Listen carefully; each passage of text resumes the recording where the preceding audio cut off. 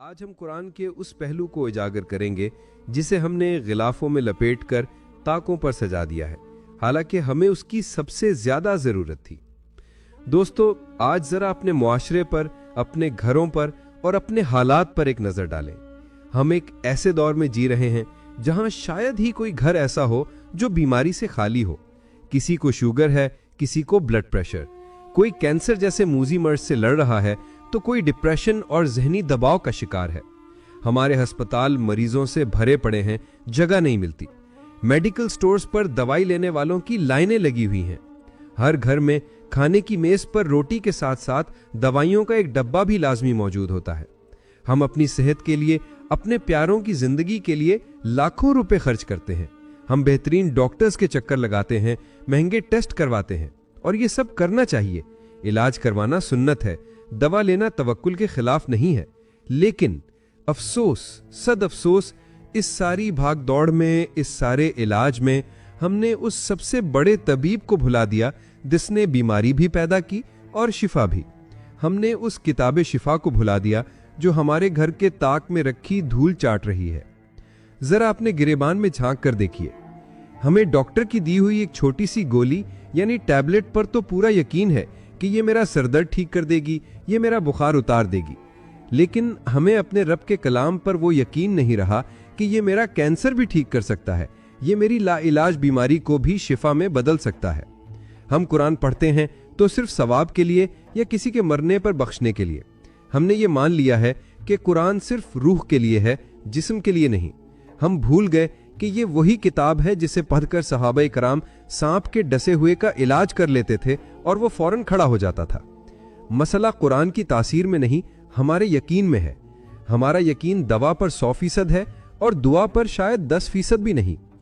आज हम अपने इसी कमजोर यकीन को दोबारा जिंदा करने जा रहे हैं।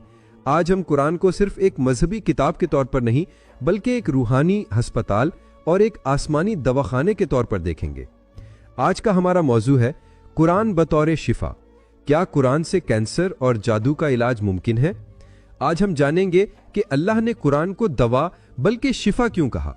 सूरतुल फातिहा और सूरतुल बकरा में वो कौन सी ताकत है जो बड़ी से बड़ी बीमारी और जादू को काट सकती है, और वो कौन सा तरीका है जिससे हम कुरान के जरिए अपनी जिस्मानी और रूहानी बीमारियों का इलाज खुद कर सकते हैं। आज हम कुरान के उस मकाम और उस दावे को समझेंगे जो खुद खालिक कायनात ने अपनी किताब के बारे में किया है। अगर आज ये नुक्ता हमारी समझ में आ गया तो वल्लाह हमारी जिंदगी से मायूसी का लफ्ज हमेशा के लिए खत्म हो जाएगा। कुरान का ऐलान, सूरतुल इसरा। अल्लाह रब्बुल इज्जत सूरत बनी इसराइल अल इसरा की आयत नंबर 20 में इरशाद फरमाता है, वनुनज़्ज़िलु मिनल कुरानी मा हुआ शिफ़ाउम व रहमतुल लिल मोमिनीन। तर्जुमा, और हम कुरान में उतारते हैं वो चीज जो ईमान वालों के लिए शिफा और रहमत है। इस आयत के अल्फाज पर गौर करें। अल्लाह ने यह नहीं फरमाया कि कुरान में हिदायत है, वो तो है ही। अल्लाह ने यह नहीं फरमाया कि कुरान में नसीहत है। यहां अल्लाह ने खास लफ्ज इस्तेमाल किया, शिफा। ये कायनात के खालिक उस जात का दावा है जिसने इंसानी जिस्म को बनाया, जिसने वायरस और बैक्टीरिया को बनाया और जिसने बीमारी और सेहत का निजाम बनाया। वो जात कह रही है कि मैंने इस किताब में शिफा रख दी है। बारीक नुक्ता, दवा और शिफा में फर्क। यहां एक बहुत बारीक और गहरा नुक्ता है जिसे समझना आज की गुफ्तगू का हासिल है। अल्लाह ताला ने यह नहीं फरमाया कि मा हुआ दवा उन, यानी जो के दवा है, बल्कि फरमाया मा हुआ शिफा उन, यानी जो के शिफा है। दवा और शिफा में क्या फर्क है? दवा एक कोशिश का नाम है, ये एक सबब है। जब आप डॉक्टर के पास जाते हैं, वो आपको दवा देता है। क्या डॉक्टर 100% गारंटी दे सकता है कि इस दवा से आप ठीक हो जाएंगे? नहीं। दवा खाकर इंसान ठीक हो भी सकता है और नहीं भी। कभी दवा असर करती है, कभी रिएक्शन कर जाती है, कभी बीमारी दवा से ज्यादा ताकतवर होती है। दवा में शक है, हो सकता है काम करे, हो सकता है ना करे। शिफा, लेकिन शिफा नतीजे का नाम है। शिफा का मतलब है यकीनी सेहत, इसमें शक की कोई गुंजाइश नहीं। जब अल्लाह ताला कहता है कि कुरान शिफा है तो इसका मतलब है कि यह सिर्फ कोशिश नहीं, बल्कि यह हतमी इलाज है। दवा फेल हो सकती है लेकिन शिफा कभी फेल नहीं हो सकती। नतीजा, जब हम कुरान को दवा समझकर पढ़ते हैं तो हमारा यकीन कमजोर होता है कि पता नहीं फर्क पड़ेगा या नहीं। लेकिन जब हम इसे शिफा समझकर पढ़ते हैं तो हमें यकीन होता है कि मेरा रब झूठ नहीं बोलता। अगर उसने कहा है शिफा है तो फिर शिफा होकर रहेगी। अब शिफा का दायरा कार जिस्मानी और रूहानी बीमारियां। अब एक और गलत फहमी का इजाला कर ले। अक्सर लोग समझते हैं कि कुरान सिर्फ रूहानी बीमारियों यानी कुफर, शिर्क और निफाक की शिफा है। बिलाशुबा ये उसका सबसे बड़ा काम है, लेकिन अल्लाह का कलाम महदूद नहीं है। उलमा और मुफस्सरीन फरमाते हैं कि लफ्ज़ शिफा आम है यानी जनरल है, इसमें हर किस्म की बीमारी शामिल है। एक, जिस्मानी बीमारियां यानी फिजिकल डिजीजेस, चाहे वो कैंसर हो, शुगर हो, ब्लड प्रेशर हो या जिस्म का कोई दर्द। अल्लाह ने इस कलाम में ऐसी तासीर रखी है जो मुर्दा खलियों सेल को जिंदा कर सकती है और बिगड़े हुए निजाम को ठीक कर सकती है। अगर कुरान के अल्फाज पहाड़ पर नाजिल होते तो वो रेजा रेजा हो जाते, तो क्या ये अल्फाज आपके जिस्म के अंदर मौजूद रसोली या पथरी को रेजा रेजा नहीं कर सकते? यकीनन कर सकते हैं। 2, रूहानी और नफ्सियाती बीमारियां। आज का सबसे बड़ा मसला डिप्रेशन, एंजाइटी, वसवसे, जादू और नजरे बद है।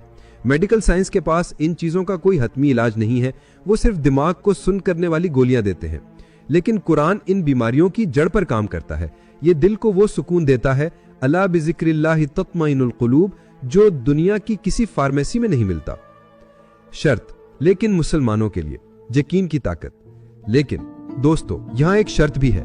आयत के आखिर में फरमाया लिल मुस्लिमीन, यानी मोमिनों के लिए, मोमिन के लिए। यह शिफा सबके लिए क्यों नहीं? यह शिफा सिर्फ उनके लिए है जो यकीन रखते हैं। कुरान एक स्मार्ट दवा है, यह आपके यकीन के मुताबिक असर करती है। अगर आप इसे शक के साथ पढ़ेंगे तो यह असर नहीं करेगी, लेकिन अगर आप इसे इस यकीन के साथ पढ़ेंगे कि यह मेरे रब का कलाम है और यह शिफा है, तो यह नामुमकिन को मुमकिन बना देगी। मिसाल के तौर पर, बारिश तो सबके लिए बरसती है, लेकिन अगर किसी ने अपना बर्तन उल्टा रखा हो तो उसमें पानी जमा नहीं होता। कुरान की शिफा की बारिश बरस रही है, लेकिन शक करने वालों के बर्तन उल्टे हैं। मोमिन वो है जो यकीन का सीधा बर्तन लेकर आता है। यानी कि मतलब है कि यह दवा नहीं, शिफा है, यानी यकीनी इलाज। ये सिर्फ रूह के लिए नहीं बल्कि जिस्मानी बीमारियों, कैंसर, दर्द के लिए भी शिफा है, और इसकी चाबी कामिल यकीन है। अब सवाल यह है कि इस शिफा को हासिल कैसे किया जाए? वो कौन सी सूरतें हैं जो खास बीमारियों का इलाज है? अब सवाल यह है कि कुरान में तो 114 सूरतें हैं, क्या हमें शिफा के लिए पूरा कुरान पढ़ना पड़ेगा, या अल्लाह ने इस पूरी किताब की शिफा को किसी एक खास सूरत में निचोड़ कर रख दिया है? जी हाँ, अल्लाह ने कुरान के शुरू में ही एक ऐसी सूरत रख दी है जिसे हम रोजाना कम से कम 30-40 बार अपनी नमाजों में पढ़ते हैं, लेकिन हमें उसकी ताकत का अंदाजा ही नहीं। इस सूरत का एक नाम ही सूरतुल शिफा है। आज हम सूरतुल फातिहा के उस राज से पर्दा उठाएंगे जो मुर्दा जिस्मों में भी जान डाल सकता है। 1, हदीस मुबारका, हर बीमारी का इलाज। आइए सबसे पहले आकाए दो जहां की जुबान मुबारक से इस सूरत की सनद यानी सर्टिफिकेट लेते हैं। सुनन दारमी और बहकी की रिवायत है, हुजूर नबी अकरम सल्लल्लाहु अलैहि वसल्लम ने इरशाद फरमाया, फातिहतुल किताबी शिफाउम मिन कुल्ली दाइन। तर्जुमा, किताब की फातिहा यानी सूरतुल फातिहा हर बीमारी के लिए शिफा है। इस हदीस की वसत पर गौर करें। आप सल्लल्लाहु अलैहि वसल्लम ने यह नहीं फरमाया कि यह सिर्फ सर दर्द के लिए है या सिर्फ बुखार के लिए। फरमाया मिन कुल्ली दाइन, यानी हर बीमारी से है, चाहे वो बीमारी जिस्मानी हो, कैंसर हो, दिल का आर्जा हो, जहर का असर हो, चाहे वो बीमारी रूहानी हो, नजरे बद, जादू, जिन्नात, चाहे वो बीमारी नफ्सियाती हो, डिप्रेशन, पागलपन। ये 7 आयतें अल्लाह के खजाने शिफा की मास्टर की हैं। ये वो तरियाक है जो हर जहर का असर खत्म कर सकता है। अब सवाल यह है कि सहाबा इकराम का वाकया, यकीन का मौजज़ा। अब आप सोच रहे होंगे कि हम भी तो रोज सूरतुल फातिहा पढ़ते हैं, हमें तो शिफा नहीं मिलती। इसका जवाब एक ऐसे तारीखी वाकया में छुपा है जो सही बुखारी और सही मुस्लिम में मौजूद है। ये वाकया हमें बताता है कि कुरान कैसे काम करता है। भाइयों, बस 1 मिनट रुकिए। हम सफर कुरान की इस दूसरी नशिस्त के पहले हिस्से में असद से हमने अपनी जिंदगी की सबसे बड़ी गलती को सुधारा। हमने जाना कि हम दवा पर तो यकीन रखते हैं मगर दुआ पर नहीं। हमने अल्लाह का वो अजीम दावा सुना कि कुरान सिर्फ हिदायत नहीं बल्कि शिफा यानी यकीनी इलाज है। हमने दवा और शिफा का फर्क समझा कि दवा फेल हो सकती है मगर शिफा कभी फेल नहीं होती। और हमने जाना कि ये शिफा सिर्फ रूह के लिए नहीं बल्कि जिस्मानी बीमारियों, कैंसर, शुगर वगैरह के लिए भी है। तो दोस्तों, ये तो पता चल गया कि कुरान शिफा है, लेकिन अब सवाल यह है कि क्या हमें पूरा कुरान पढ़ना होगा या अल्लाह ने कोई मास्टर की रखी है? वो कौन सी सूरत है जिसे हुजूर सल्लल्लाहु अलैहि वसल्लम ने हर बीमारी की शिफा करार दिया? सहाबा कराम का वो कौन सा मशहूर वाकया है जब उन्होंने अस्पताल और दवाई के बगैर सिर्फ सूरतुल फातिहा पढ़कर जहरीले बिच्छू का इलाज कर लिया था? और आज के दौर के सबसे बड़े मसाइल, घर का जादू, नजरे बद और डिप्रेशन, इन तीनों का अलग अलग कुरानी इलाज क्या है? आइए अब हम कुरान के रूहानी अस्पताल में दाखिल होते हैं और नुस्खे जानते हैं। जी असद। जी अबू बकर, शुक्रिया। अब आते हैं सहाबा का वाकया, यकीन का मोजज़ा। अब आप सोच रहे होंगे कि हम भी तो रोज सूरतुल फातिहा पढ़ते हैं, हमें तो शिफा नहीं मिलती। इसका जवाब एक ऐसे तारीखी वाक़े में छुपा है जो सही बुखारी और सही मुस्लिम में मौजूद है। ये वाक़या हमें बताता है कि कुरान कैसे काम करता है। मंजरकशी, सफ़र। सहाबा कराम रिदवानुल्लाह अलैहि मजमईन की एक जमात सफ़र पर थी। वो अरब के एक कबीले के पास से गुजरे। रात हो चुकी थी, सहाबा भूखे प्यासे थे। उन्होंने इस कबीले वालों से मेहमान नवाजी की दरख्वास्त की, लेकिन इस कबीले के लोग बहुत बखील और सख्त दिल थे। उन्होंने साफ इनकार कर दिया कि हम तुम्हें पानी तक नहीं देंगे। सहाबा कराम खामोशी से बस्ती के बाहर एक जगह बैठ गए। अल्लाह का इंतकाम और कबीले की बेबसी। कुछ ही देर गुजरी थी कि उस कबीले के सरदार को एक इंतहाई जहरीले बिच्छू या सांप ने डस लिया। जहर पूरे जिस्म में फैल गया। सरदार दर्द से तड़पने लगा। कबीले के तमाम हकीम जमा हो गए। उन्होंने हर किस्म की जड़ी बूटियां, दवाइयां और मंत्र आजमाए, लेकिन जहर का असर कम होने के बजाय बढ़ता गया। सरदार मौत के करीब पहुंच गया। आखिरी उम्मीद। जब वो मायूस हो गए तो उनमें से किसी ने कहा कि वो जो कुछ मुसाफिर बाहर रुके हुए हैं, शायद उनके पास कोई दम या दवा हो। वो भागते हुए सहाबा के पास आए और कहा कि ए लोगो, हमारे सरदार को बिच्छू ने डस लिया है। हम सब कुछ कर चुके, कोई फायदा नहीं हुआ। क्या तुम में से कोई दम करना जानता है? सहाबी का यकीन। एक सहाबी खड़े हुए और फरमाया कि हाँ, खुदा की कसम मैं दम करना जानता हूं। लेकिन उन्होंने एक शर्त रखी कि तुमने हमारी मेहमान नवाजी से इनकार किया था, अब मैं अल्लाह की कसम दम नहीं करूंगा जब तक तुम इसकी उजरत यानी फीस मुकर्रर ना करो। कबीले वालों ने फौरन बकरियों को एक रेवड़ देने का वादा कर लिया। इलाज का मंजर। अब देखिए इलाज क्या था। वो सहाबी सरदार के पास गए। उन्होंने कोई जड़ी बूटी नहीं मंगवाई, कोई ऑपरेशन नहीं किया। उन्होंने सिर्फ सूरतुल फातिहा पढ़ना शुरू की। अल्हम्दुलिल्लाह रब्बिल आलमीन। वो पढ़ते जाते और अपने लुआबे दहन यानी थूक को जमा करके उस डसी हुई जगह पर फूंक मारते जाते। नतीजा मोजिज़ा। हदीस के अल्फाज हैं, फ़कान्नमा नुशता में निकालन, यानी वो सरदार ऐसे उठ खड़ा हुआ जैसे किसी ने उसे रस्सियों से जकड़ा हुआ था और अब खोल गया। जहर का असर एक लम्हे में गायब हो गया। न दर्द रहा, न तकलीफ। वो बिल्कुल भला चंगा होके चलने लगा। हुजूर सल्लल्लाहु अलैहि वसल्लम की तस्दीक। जब सहाबा वापस मदीना आए और हुजूर सल्लल्लाहु अलैहि वसल्लम को यह वाकया सुनाया, क्योंकि उन्हें शक था कि क्या कुरान पढ़कर उजरत लेना जायज़ है, तो हुजूर सल्लल्लाहु अलैहि वसल्लम ये सुनकर मुस्कुराए।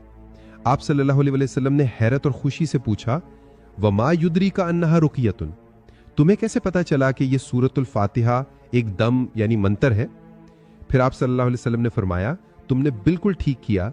जो बकरियां मिली हैं उन्हें तकसीम करो और इसमें मेरा हिस्सा भी रखो, ताकि उन्हें यकीन हो जाए कि यह रिज़्क़ हलाल है। सबक। फर्क कहां है? तलवार और बाजू। मेरे अजीज दोस्तों, इस वाक़े में हमारे लिए जिंदगी का सबसे बड़ा सबक है। सवाल, वो सहाबी कौन सी सूरत पढ़ रहे थे? वही अलहम्दु शरीफ जो हम बचपन से पढ़ रहे हैं, वही अल्फाज जो हम हर नमाज में दोहराते हैं। फर्क। फिर ऐसा क्यों है कि उनके पढ़ने से जहर खत्म हो गया और हमारे पढ़ने से सरदर्द भी नहीं जाता? जवाब, फर्क अल्फाज में नहीं, फर्क यकीन और कैफियत में है। तलवार और बाजू। अल्लामा इब्ने कय्यम रहमतुल्लाह अलैह फरमाते हैं कि तलवार की काट सिर्फ उसकी धार पर मुनहसर नहीं होती, बल्कि चलाने वाले के बाजू की ताकत पर भी होती है। कुरान एक बेहतरीन तलवार है, लेकिन हमारा ईमान का बाजू कमजोर है। पढ़ने का मकसद, हम सूरतुल फातिहा को तलावत या सवाब के लिए पढ़ते हैं। उस सहाबी ने इसे इलाज और शिफा के यकीन के साथ पढ़ा था। उनका यह ईमान था कि यह अल्लाह का कलाम है और यह जहर पर गालिब आकर रहेगा। तवज्जो और यकसुई। उन्होंने पूरी तवज्जो के साथ दिल की गहराई से पढ़कर फूंक मारी थी। हमारी जबान चल रही होती है लेकिन दिल गाफिल होता है। नतीजा, कुरान आज भी वही है, उसकी तासीर आज भी वही है। अगर आज भी कोई अबू सईद खुदरी वाला यकीन लेकर पढ़े तो कैंसर क्या चीज है, मुर्दे भी जिंदा हो सकते हैं। अमली तरीका, दम कैसे करें? तो दोस्तों, आज से आप भी इस नुस्खे को अपनी जिंदगी का हिस्सा बना लें। तरीका, जब भी जिस्म में कहीं दर्द हो, कोई बीमारी हो या कोई परेशानी हो, अपना दाया हाथ तकलीफ की जगह पर रखें। पूरे यकीन के साथ 7 मरतबा सूरतुल फातिहा पढ़ें। हर बार पढ़ने के बाद उस जगह पर या अपने हाथ पर फूंक मारें और ये तसव्वुर करें कि अल्लाह का नूर इस दर्द को खत्म कर रहा है। ये आपकी फर्स्ट एड किट है। गोली खाने से पहले ये दम करें, फिर देखें अल्लाह कैसे शफा देता है। यानी कि जाना कि सूरतुल फातिहा सिर्फ नमाज की सूरत नहीं, बल्कि ये शाफिया और काफिया है। सहाबा ने इसके जरिए जहर का इलाज किया, हम इसके जरिए अपनी हर बीमारी का इलाज कर सकते हैं। शर्त सिर्फ एक है, कामिल यकीन। लेकिन दोस्तों, आज के दौर में इंसान को जिस्मानी बीमारियों से ज्यादा रूहानी और नफ्सियाती बीमारियों ने घेर रखा है। आज हर दूसरा शख्स शिकायत करता है कि मेरे घर पर जादू है, बंदिश है। कोई कहता है मुझे नजर बद खा गई है, मेरा चलता कारोबार ठप हो गया है। और सबसे बढ़कर हमारी नौजवान नस्ल डिप्रेशन, एंजाइटी और जहनी दबाव की गोलियों पर जी रही है। सुकून कहीं नहीं मिल रहा। हम इन मसाइल के लिए आमिलों के पास जाते हैं, तावीज ढूंढते हैं, हजारों रुपए लुटाते हैं, लेकिन फिर भी शिफा नहीं मिलती। क्यों? क्योंकि हमने कुरानी फार्मेसी का दरवाजा नहीं खटखटाया। आज हम कुरान की इन 3 अजीम सूरतों के राजों से पर्दा उठाएंगे, जो इन तीनों बड़ी बीमारियों यानी जादू, नजर बद और डिप्रेशन का खुतमी और यकीनी इलाज है। सबसे पहले बात करते हैं उस खौफ की जो आजकल हर घर में पाया जाता है, जादू, जिन्नात और शैतानी असरात। घर में लड़ाई झगड़े हैं, बेबरकती है, खौफनाक ख्वाब आते हैं या किसी ने कुछ करवा दिया है। इसका इलाज क्या है? इसका इलाज कुरान की सबसे बड़ी सूरत सूरतुल बकरा में है। हदीस मुबारका, घरों की हिफाजत। सही मुस्लिम की रिवायत है, हुजूर नबी अकरम सल्लल्लाहु अलैहि वसल्लम ने फरमाया, तर्जमा, अपने घरों को कब्रिस्तान न बनाओ, यानी उनमें नमाज और तिलावत तर्क ना करो। बेशक शैतान उस घर से भाग जाता है जिसमें सूरतुल बकरा पढ़ी जाती है। कब्रिस्तान क्यों? जिस घर में अल्लाह का जिक्र ना हो वो जिंदा लोगों का घर नहीं, मुर्दों का कब्रिस्तान है। और शैतान कब्रिस्तानों और वीरानों में डेरे डालता है। सूरतुल बकरा वो नूर है जो शैतान को वहां से भागने पर मजबूर कर देता है। हदीस मुबारका, जादू का तोड़। एक और मकाम पर आप सल्लल्लाहु अलैहि वसल्लम ने फरमाया, सूरतुल बकरा पढ़ा करो। तर्जमा, क्योंकि जादूगर इसका मुकाबला करने की ताकत नहीं रखते। इसकी तशरीह यह है कि लफ्ज बतला का मतलब जादूगर है। हुजूर सल्लल्लाहु अलैहि वसल्लम गारंटी दे रहे हैं कि दुनिया का बड़े से बड़ा काला जादू, खतरनाक से खतरनाक जिन्नात और गंदे से गंदा अमल भी सूरतुल बकरा की ताकत के सामने ठहर नहीं सकता। यह सूरत जादू की काट नहीं, बल्कि जादू का खात्मा है। यह एक ऐसा रूहानी बुलडोजर है जो शैतानी किलों को मुसम्मर कर देता है। अमली तरीका, अगर आपको लगता है कि घर में असरात हैं, तो हर तीसरे दिन अपने घर में सूरतुल बकरा की तलावत करें या कम से कम रिकॉर्डिंग ऊंची आवाज में चलाएं। जिस घर में यह सूरत गूंजती है, वहां जादूगर के मौकिल जलकर राख हो जाते हैं। यह आपके घर का रूहानी सिक्योरिटी सिस्टम है। नजर बद और हसद का इलाज, माऊज़तैन, फलक और नास। दूसरा बड़ा मसला नजर बद और हसद का है। किसी की नजर लग गई, बच्चा बीमार हो गया, कारोबार रुक गया। इसके लिए अल्लाह ने कुरान के आखिर में 2 अनमोल हीरे रखे हैं, सूरतुल फल्क और सूरतुल नास। इन्हें माऊज़तैन कहा जाता है, यानी पनाह देने वाली 2 सूरतें। पसे मंजर यह है कि जब लबीद बिन असम यहूदी ने हुजूर नबी अकरम सल्लल्लाहु अलैहि वसल्लम पर जादू किया था, तो अल्लाह ताला ने उस जादू के तोड़ के लिए 2 सूरतें नाजिल फरमाई थीं। जैसे जैसे आप सल्लल्लाहु अलैहि वसल्लम एक एक आयत पढ़ते गए, जादू की गिरहें खुलती गईं। इनकी तासीर, हुजूर सल्लल्लाहु अलैहि वसल्लम ने फरमाया, पनाह मांगने के लिए इनकी जैसी और कोई सूरतें नहीं हैं। सूरतुल फलक में हम हासिदन इज़ा हसद, यानी हासिद के शर से जब वो हसद करे से पनाह मांगते हैं। ये नजर बद का डायरेक्ट इलाज है। सूरतुल नास में हम वसवासिल खन्नास, यानी छुपकर हमला करने वाले शैतान से पनाह मांगते हैं। अमली तरीका, अपनी और अपने बच्चों की हिफाजत के लिए सुबह शाम 3-3 बार ये सूरतें पढ़कर हाथों पर फूकें और पूरे जिस्म पर फेर लें। यह एक ऐसा हिफाजती हिसार बन जाएगा जिसे कोई नजर या हसद नहीं तोड़ सकेगा। डिप्रेशन और जहनी दबाव का इलाज, सूरतुर रहमान। और अब आते हैं आज के दौर की सबसे बड़ी बीमारी की तरफ, डिप्रेशन, एंजाइटी, बेचैनी और मायूसी। इंसान के पास सब कुछ है, लेकिन दिल उदास है, दिमाग में शोर है, जीने की चाहत खत्म हो रही है। मेडिकल साइंस के पास इसका इलाज सिर्फ नींद की गोलियां हैं जो दिमाग को सुन कर देती हैं। लेकिन कुरान के पास इसका इलाज सूरतुर रहमान की सूरत में मौजूद है, जिसे हुजूर ने अरुसुल कुरान करार दिया। यह थेरेपी कैसे है?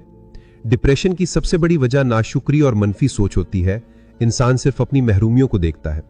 सूरतुर रहमान में अल्लाह ताला 31 बार एक ही सवाल दोहराता है, फबी अय्य आला ए रब्बिकुमा तुकज़्ज़िबान। तो ए जिनो इंस, तुम अपने रब की कौन कौन सी नेमतों को झुटलाओगे? नफ्सियाती असर या साइकोलॉजिकल इफेक्ट, ये तिकरार, रेपिटेशन दरअसल एक कॉग्निटिव थेरेपी है। अल्लाह बार बार इंसान के जहन को झंझोड़ता है कि देखो मैंने तुम्हें सूरज दिया, चांद दिया, समंदर दिए, फल दिए, मोती दिए, तुम किस किस चीज का इनकार करोगे। जब एक डिप्रेशन का मरीज इस सूरत को सुनता है, खासतौर पे कारी अब्दुल बासित रहमतुल्लाह अलैह या किसी खुशलहान कारी की आवाज में, तो उसके दिमाग की सुइयां महरूमी से हटकर नेमतों की तरफ मुड़ जाती हैं।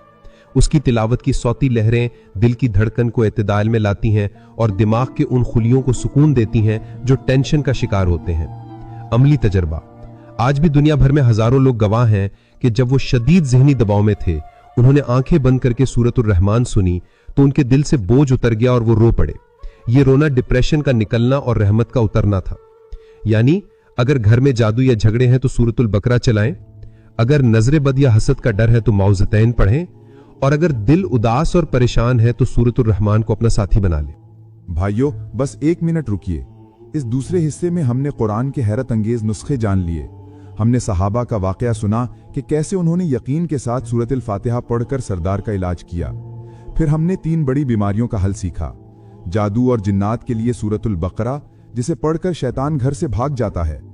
नजर बद के लिए माऊज़तैन, फलक और नास, और डिप्रेशन के लिए सूरतुर रहमान, जो दिल की धड़कन को सुकून देती है। तो दोस्तों, नुस्खे तो मिल गए, लेकिन एक चुभता हुआ सवाल अब भी बाकी है। हम भी तो पढ़ते हैं, हमें शिफा क्यों नहीं मिलती? क्या नाउज़ुबिल्लाह कुरान की तासीर कम हो गई है? वो कौन सा मिसिंग लिंक है जो हमारी दुआ को अर्श तक नहीं पहुंचने देता? हजरत अली रजी अल्लाह ताला अन्हु की तलवार वाला वो कौन सा मशहूर वाकया है जो हमें बताता है कि मसला तलवार में नहीं, बाजू में है? क्या हम अल्लाह को आजमा रहे हैं या उस पर यकीन कर रहे हैं? आइए अब हम अपनी नाकामी की असल वजह जानते हैं और अपनी इस्लाह करते हैं। जी सियालवी साहब। अजीज सामईन, अब तक हमने कुरान की शिफा, सूरतुल फातिहा के दम और मुख्तलिफ सूरतों के फजाइल पर बात की। ये सब सुनने के बाद आपके जहन में या कमेंट्स में या दिल के किसी कोने में एक सवाल जरूर सर उठा रहा होगा, और वो सवाल बहुत तल्ख है। सवाल यह है कि हम भी तो पढ़ते हैं, हमने भी सूरतुल फातिहा दम की थी, हमने भी घर में सूरतुल बकरा चलाई थी, लेकिन हमें तो शिफा नहीं मिली, हमारे मसाइल तो हल नहीं हुए। आखिर क्यों? क्या नाउजुबिल्लाह कुरान की तासीर में कोई कमी आ गई है? क्या ये नुस्खे पुराने हो गए हैं? नहीं मेरे दोस्तों, हरगिज नहीं। आज हम इस क्यों का जवाब तलाश करेंगे। आज हम उस मिसिंग लिंक को ढूंढेंगे जिसके बगैर कुरान का बड़े से बड़ा वजीफा भी बेअसर हो जाता है, और वो लिंक है यकीन की ताकत। तलवार और बाजू की मिसाल, असल ताकत कहां है? इस बात को समझने के लिए मैं आपको तारीख का एक बहुत मशहूर और हिकमत भरा वाकया सुनाता हूं, जिसे इमाम इब्नुल क़य्यिम रहमतुल्लाह अलैह ने अपनी किताबों में नकल किया है। वाकया कहते हैं कि एक शख्स कहीं से हजरत अली रजी अल्लाह अन्हु की तलवार जुल्फ़िकार हासिल करने में कामयाब हो गया। वो बहुत खुश था कि अब मेरे पास शेर खुदा की तलवार है, अब मैं जिस मैदान में जाऊंगा फतह मेरी होगी। वो शख्स जंग में गया, लेकिन उसे शिकस्त हुई। वो बहुत हैरान और मायूस हुआ। उसने कहा, यह तलवार तो वही है जिससे हजरत अली रजी अल्लाह अन्हु खैबर का किला फतह करते थे, लेकिन मेरे हाथ में आकर ये क्यों नहीं चल रही? हिकमत दाना जवाब। किसी दाना शख्स ने उसे कहा, ए नादां, तूने अली की तलवार तो हासिल कर ली, लेकिन अली का बाजू कहां से लाओगे? इस मिसाल का इत्तलाक मेरे अजीज दोस्तों हमारी आज की हालत पर बिल्कुल फिट बैठती है। कुरान वो तलवार है, ये वही कलाम है जो हजरत जिब्रील अलैहिस्सलाम लाए, जो हुजूर के सीने पर उतरा, जिसे सहाबा ने पढ़ा। इसकी धार में, इसकी तासीर में आज भी कोई कमी नहीं आई। ये आज भी पहाड़ों को रेजा रेजा कर सकता है। हमारा ईमान वो बाजू है। मसला तलवार में नहीं, मसला उस बाजू यानी हमारे यकीन में है जो इस तलवार को चला रहा है। सहाबा किराम का बाजू इतना मजबूत था कि वो बिस्मिल्लाह पढ़ते थे तो दरिया रास्ता दे देते थे। हमारा बाजू इतना कमजोर है कि हम पूरा कुरान भी पढ़ लें तो सर का दर्द नहीं जाता। नतीजा कसूर दवा का नहीं, कसूर मरीज के कमजोर मेदे का है जो दवा को हजम नहीं कर पा रहा। कसूर कुरान का नहीं, हमारे कमजोर यकीन का है। अब सवाल यह है कि हमारे यकीन में क्या कमी है? हम भी तो मुसलमान हैं, हम भी तो मानते हैं कि यह अल्लाह का कलाम है। फर्क मानने और यकीन रखने में है।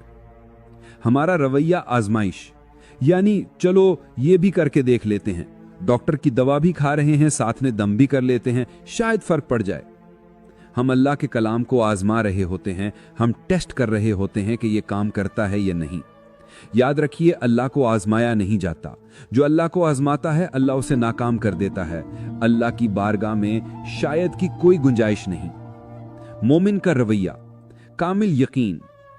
सहाबा किराम और औलिया अल्लाह का रवैया ये नहीं था कि देखते हैं क्या होता है।